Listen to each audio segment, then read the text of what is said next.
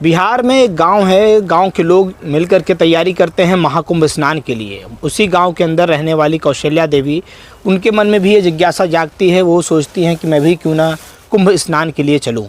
और कुंभ स्नान के लिए जब वो अपने पति से बात करती हैं, पति तैयार हो जाते हैं। पति कहते हैं ठीक है, तुम भी चली जाओ। गाँव के तमाम लोग जा रहे हैं, आसपास के लोग जा रहे हैं। ऐसे में अपने घर पे कौशल्या देवी की बेटी है 21 वर्ष की, और बूढ़ी सास है घर पे।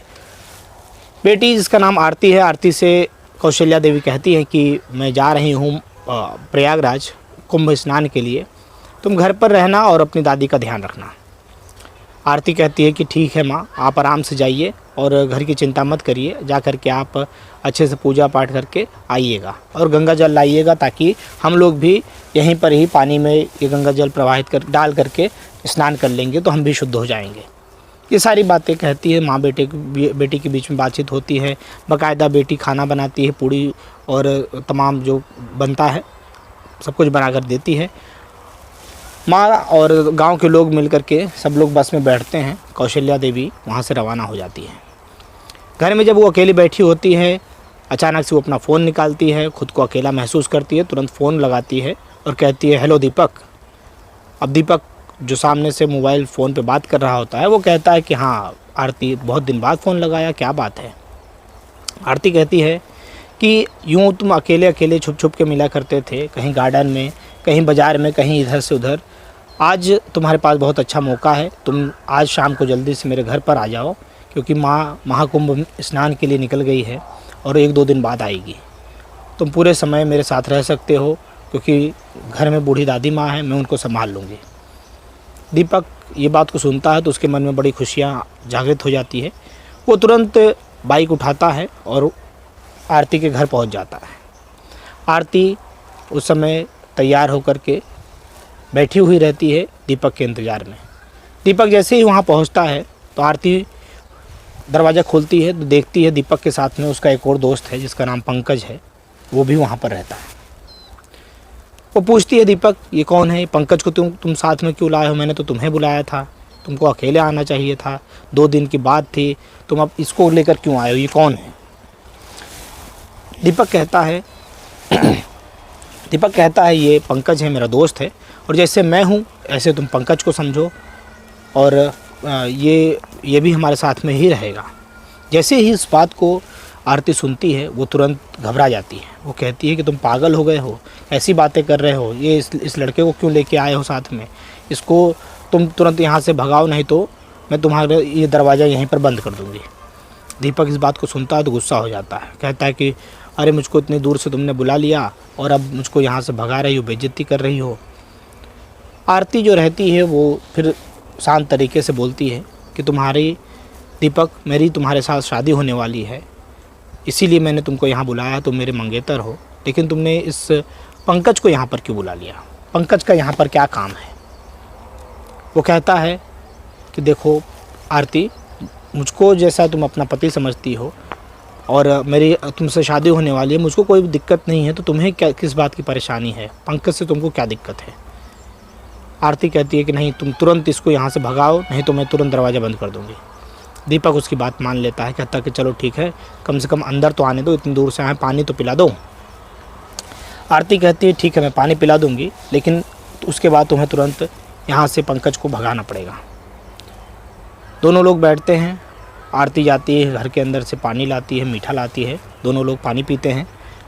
और जैसे ही पानी पीने के बाद में बैठते हैं, और जो पंकज रहता है वो दीपक से कहता है अरे यार, तूने ऐसा क्यों बोल दिया कि मुझको वापस घर चले जाना है, मैंने भी तो खर्चा किया है उतनी दूर से यहाँ पर आने में, पेट्रोल मैंने खर्चा किया है, बाइक मेरी है, मेरी बाइक पे तू आया हुआ है और मुझको ही घर भगा रहा है। इस बात को सुनता है दीपक, बोलता है देख यार, मेरी तो इससे शादी होने वाली है और इसको नहीं अच्छा लग रहा है तो तू चले जा। फिर पंकज उसके ऊपर प्रेशर बनाता है दीपक के ऊपर कि देख भाई, आए हैं तो दोनों करके ही जाएंगे, नहीं तो नहीं जाएंगे। इस बात को दीपक सुनता है तो कहता है अच्छा तू शांत बैठ, मैं कुछ बातें करता हूँ। कुछ देर बाद में जब आरती वहाँ आती है और फिर बोलती है कि अभी तक पंकज यहाँ पर क्यों है, दीपक बताओ, अगर नहीं जाएगा तो मैं तुरंत अभी यहाँ से तुम दोनों को घर से बाहर कर दूँगी, और मुझको तुमसे शादी करनी ही नहीं है। अगर तुम्हारी इस प्रकार की अगर सोच है तो मैं तुमसे शादी नहीं करूँगी। इस बात को जैसे ही दीपक सुनता है वो तुरंत आग बबूला हो जाता है, कहता है कि ऐसी बात है तो मुझको बुलाया है क्यों, तमाम इस प्रकार की बातें करने लग जाता है, डराने लग जाता है। फिर अचानक से कहता है कि पूजा आरती तुम एक काम करो, इतनी ठंड का मौसम है और हम दोनों इतने दूर से आए हैं बाइक चलाकर, तो क्यों ना हमारे लिए एक कप चाय बना दो, चाय पी लेते हैं और उसके बाद पंकज चला जाएगा।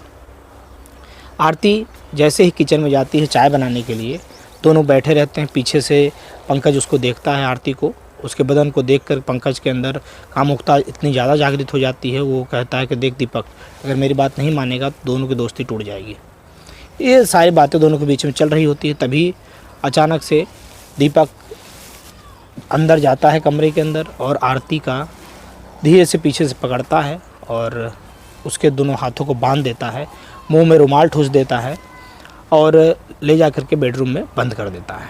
और फिर शाम का समय हो ही गया था, धीरे धीरे समय बीत ही रहा था, तो दोनों के बीच में उस प्रकार से सिलसिला शुरू होता है और पंकज और जो दीपक है बारी बारी करके उस लड़की के साथ में अश्लील हरकतें करना शुरू कर देते हैं। कभी पंकज इस तरीके से करता है, कभी दीपक इस तरीके से करता है। दोनों अपनी कामुकता को पूर्ण करने के लिए अपनी अंदर की जो जागृत दूषित मानसिकता थी वो उसे तार तार कर रहे थे। उस लड़की की इज्जत और आबरू को पूरी तरीके से लूट रहे थे। लड़की मन ही मन सोच रही थी कि मैंने क्या इतना बड़ा गुनाह कर दिया कि मैंने इसको फ़ोन कैसे लगा दिया है। इस दीपक को मैंने फ़ोन अगर नहीं लगाया होता तो आज मेरे साथ में इतना बड़ा अत्याचार नहीं हो रहा होता। मन ही मन सोच रही थी, लेकिन वो कुछ बोल नहीं पा रही थी। और जो दादी माँ है वो उनको आरती ने जो खाना पीना बनाया था, दादी खाना खा करके सो रही थी। शाम ठंडी का मौसम है, शाम जल्दी ढल जाता है, इसीलिए तमाम लोग अपने अपने घरों में जा कर के सो गए थे। और जैसे ही शाम ढलती है उन्होंने बाइक खड़ी करी अंदर, और बाइक खड़ी करने के बाद में एक करके एक बार में एक जाता था, उस आरती के साथ में बलात्कार करता था। और उसके बाद में एक बार दीपक, एक बार पंकज, एक बार दीपक, एक बार पंकज, ऐसा करते करते पूरी रात उन्होंने उस आरती के साथ में अत्याचार की तमाम सीमाएं पार कर दी। धीरे धीरे समय बीतता है और भोर के समय पर बाइक उठाते हैं, वहाँ से तुरंत भाग जाते हैं। दादी की जब नींद खुलती है सुबह के समय पर, वो इंतज़ार कर रही होती है कि अब आरती आएगी, झाड़ू लगाएगी, मुझको गर्म पानी करके देगी, ये इंतज़ार वो कर रही होती है। लेकिन आरती जब घर से बाहर नहीं निकलती है तो दादी खुद ही उसके दरवाजे के पास चली जाती है, देखती है कि दरवाज़ा खुला है और आरती अंदर से गूं गूं की आवाज़ कर रही होती है, क्योंकि उसके मुँह पर कपड़ा बंधा हुआ रहता है। जैसे ही दादी देखती है वो तुरंत रोने लग जाती है, उसके हाथों को खोलती है, रुमाल को खोलती है। आसपास के लोग भी वहाँ इकट्ठे हो जाते हैं। फिर बात होती है कि ऐसा किसने किया। वो तुरंत बताती है कोई और नहीं, मेरा मंगेतर दीपक है, उसी ने मेरे साथ में इतना बड़ा अन्याय किया है।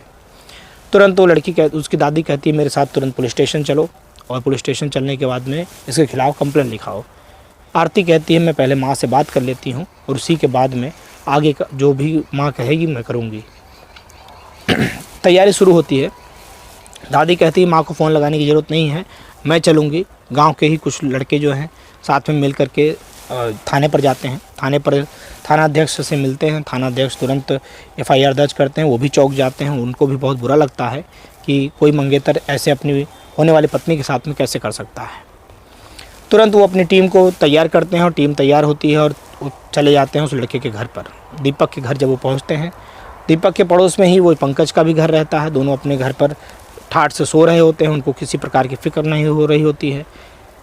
रात भर थके हुए रहते हैं तो तुरंत पुलिस वहाँ पहुँचती है, दीपक को गिरफ्तार करती है, पंकज को भी गिरफ्तार करती है। थाने जब लेकर आते हैं और उस दीपक से जब पूछताछ थानाध्यक्ष करते हैं कि तुम्हारी होने वाली मंगेतर के साथ में तुमने इस प्रकार से चीज़ें क्यों करी, क्या तुमको इस बात को के लिए कोई शर्म या लज्जा नहीं है।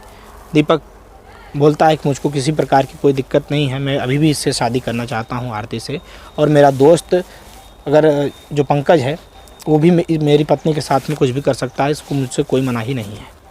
इस बात को जैसे ही थाने वाले सुनते हैं, जो एसओ साहब रहते हैं उनको बहुत बुरा लगता है। वो तुरंत इसकी बहुत कुटाई करते हैं, दीपक की कुटाई करते हैं। कहते हैं तुम मानसिक रूप से दूषित हो चुके हो, तुम्हारा दिमाग जो है वो काम नहीं कर रहा है, इस प्रकार की बातें तुम क्यों कर रहे हो। लड़की से पूछा जाता है कि क्या तुम अब भी शादी करने के लिए इससे तैयार हो। आरती तुरंत वहाँ से चप्पल उठाती है और कहती है कि मैं चप्पल ही चप्पल इसको मारूंगी और मुझे इससे कोई शादी नहीं करनी है, मैं कोई इसके साथ में रहना नहीं चाहती हूँ, क्योंकि इसने जो कृत्य मेरे साथ किया है ये किसी भी लड़की के साथ में शादी योग्य नहीं है और साहब इसको जल्द से जल्द जेल भेजा जाए और मैं जो भी इसके ऊपर बड़ी से बड़ी धाराएं जो लग सकती हैं वो लगाई जाए, क्योंकि इसने मेरे साथ में मुझको बलपूर्वक मेरे हाथों को बांधा, मेरे पैरों को बांधा और मेरे मुंह में कपड़ा ठूस दिया और मेरे साथ में बारी बारी करके दोनों रात भर बलात्कार किया।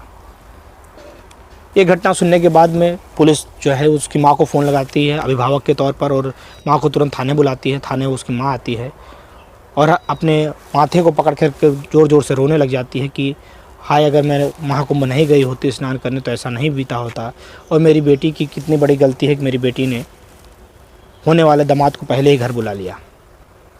दोस्तों, इस खबर को सुनाने का हमारा उद्देश्य किसी व्यक्ति विशेष को ठेस पहुंचाना मकसद नहीं है, अपितु आपको जागरूक करना है ताकि आप जागरूक रहें, सजग रहें और इस प्रकार की चीज़ें जो किसी के ऊपर आंख बंद करके भरोसा ना कर लें और अपने परिवार के लोगों को बिना बताए किसी भी अपरिचित व्यक्ति को अपने घर में ना प्रवेश करें, नहीं तो आपके साथ भी कभी ऐसा हो सकता है।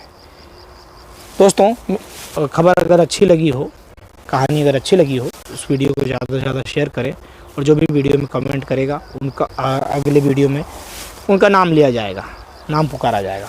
मिलते हैं फिर किसी नेक्स्ट